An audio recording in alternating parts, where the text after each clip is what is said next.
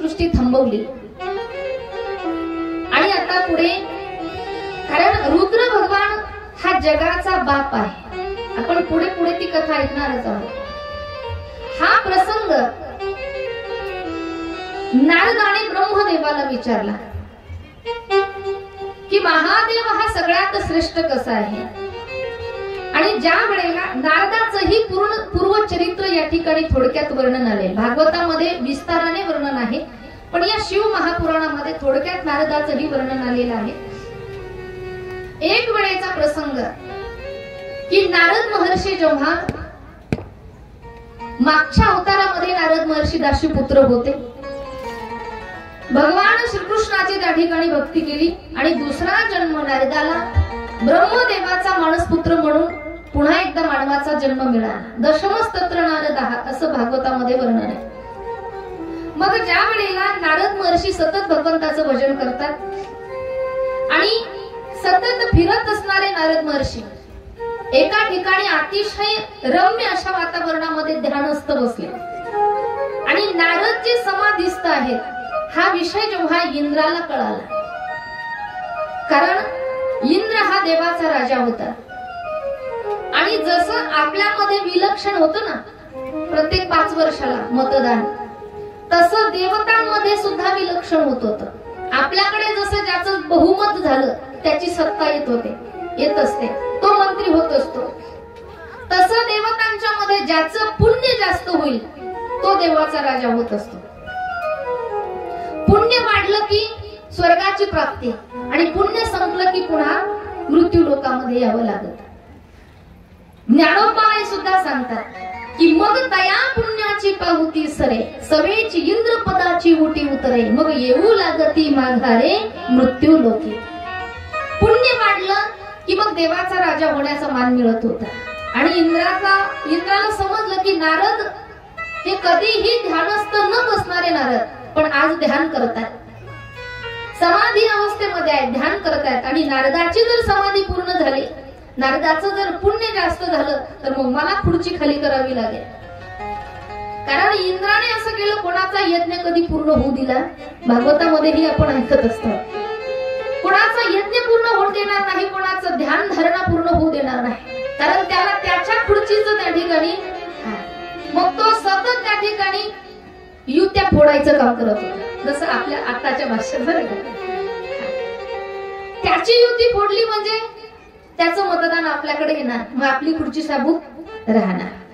मग इंद्राने काय केलं तर कामदेवाला नारदाची समाधी मोडण्यासाठी पाठवलं.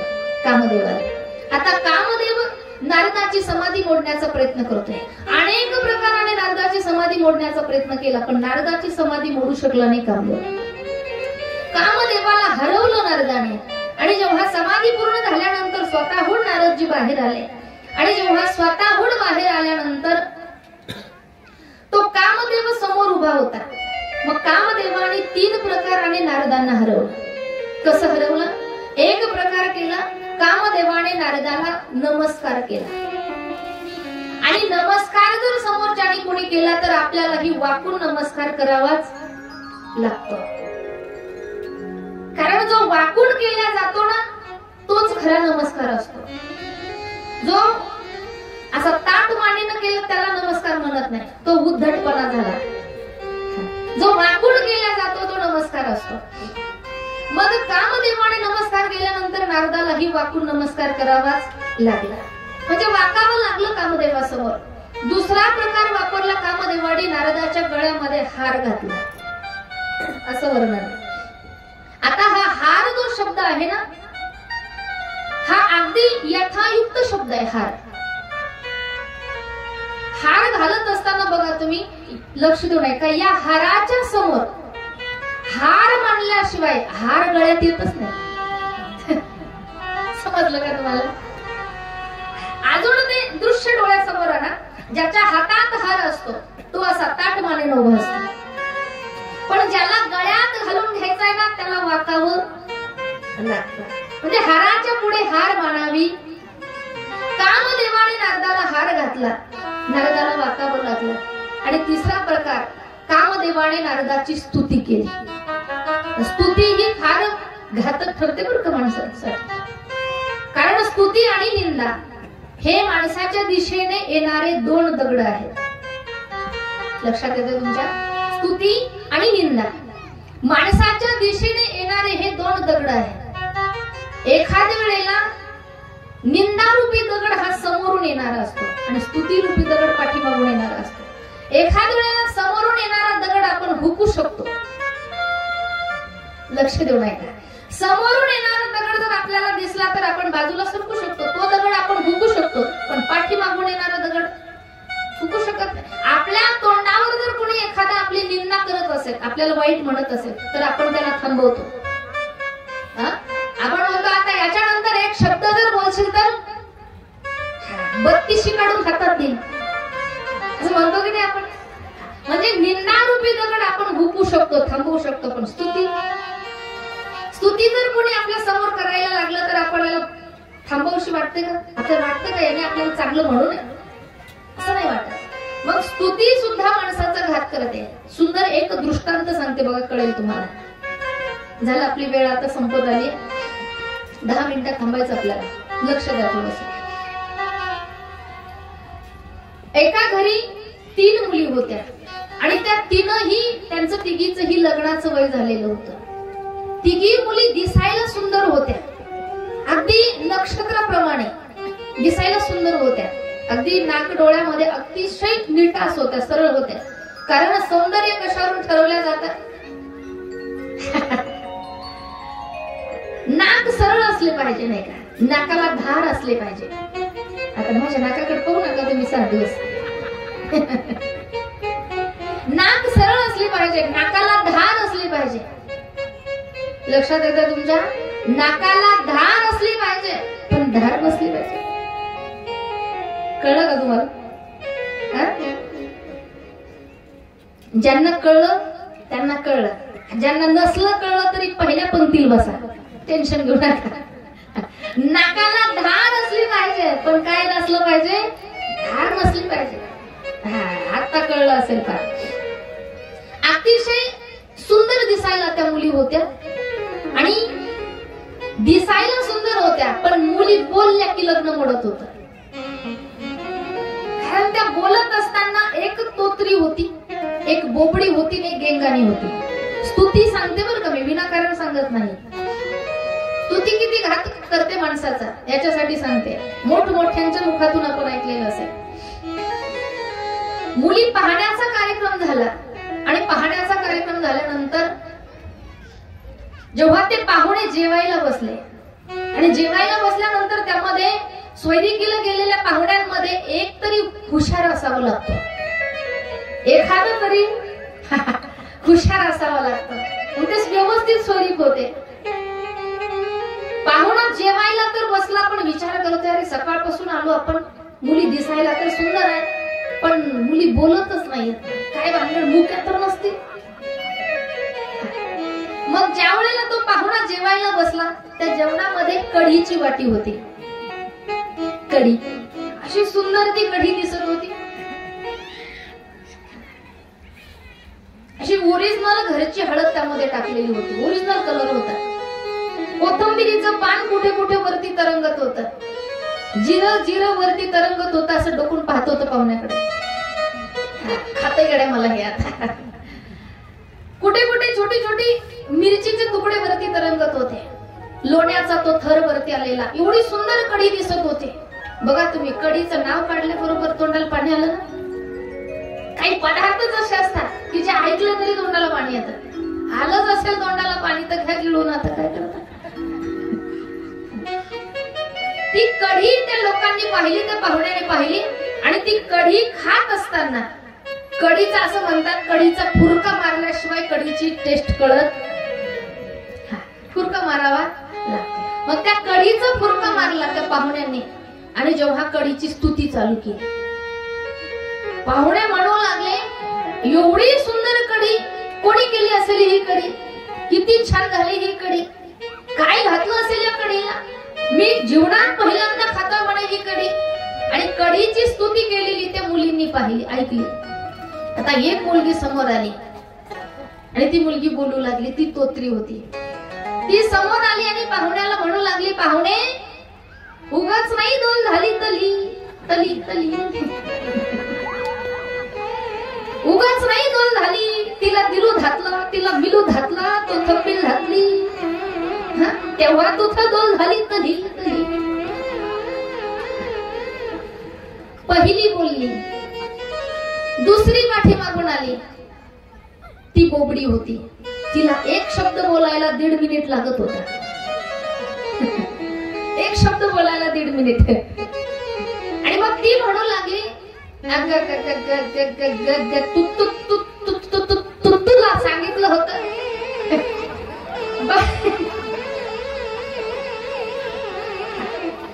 बाबांनी सांगितलं होतं म्हणे तुला बोलू नको तू तर. त्याच्यात ती तिसरी आली, तिसरी गेंगानी होती. तिसरी म्हणू लागली, तुम्हीच्या सगळ्या घोटाळाच करून टाकला.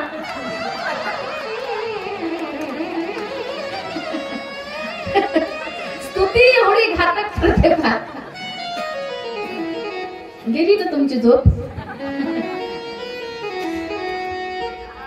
स्तुती एवढा घात करते, जमलेलं लग्न मोडलं.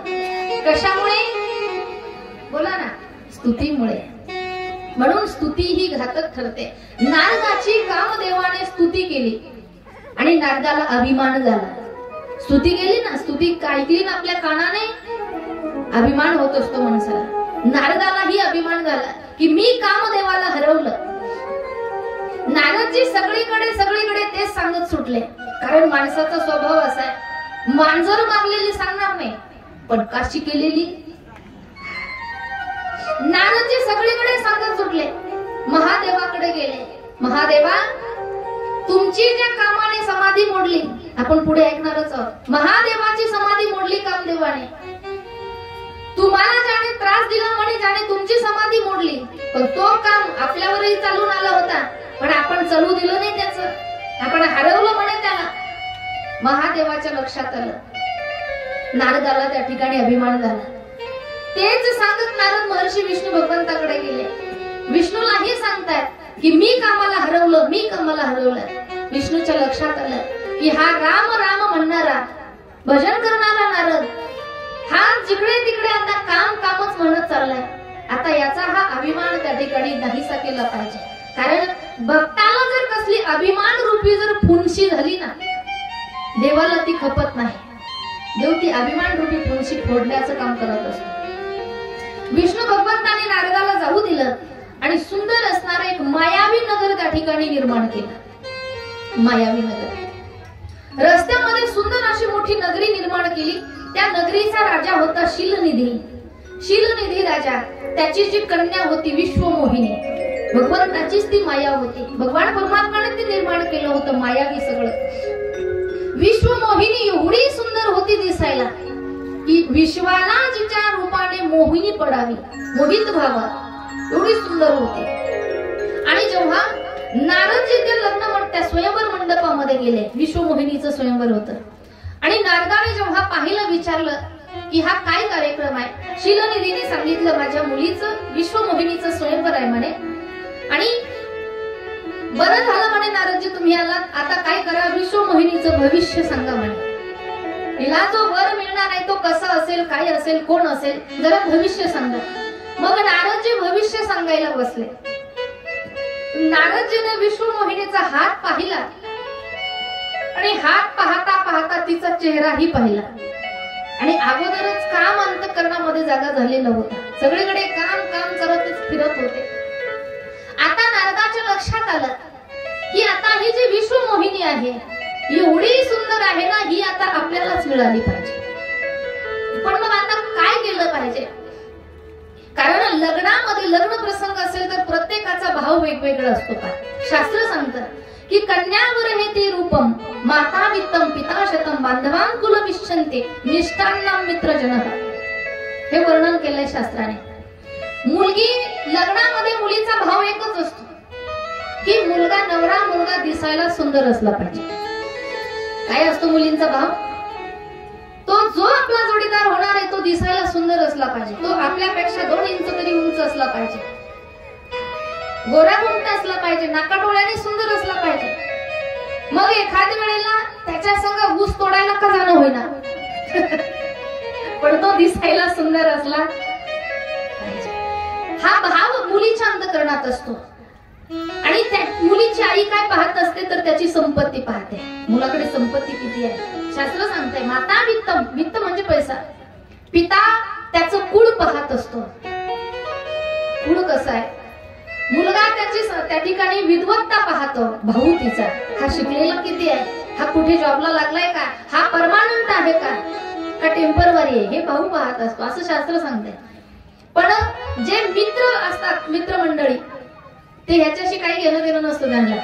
मुलगा कसा काळा गोरा, का शिकलेला का नाही शिकलेला, संपत्ती, काही घेणं देणं नाही. ते फक्त हे कसं आहे ते पाहत असतात.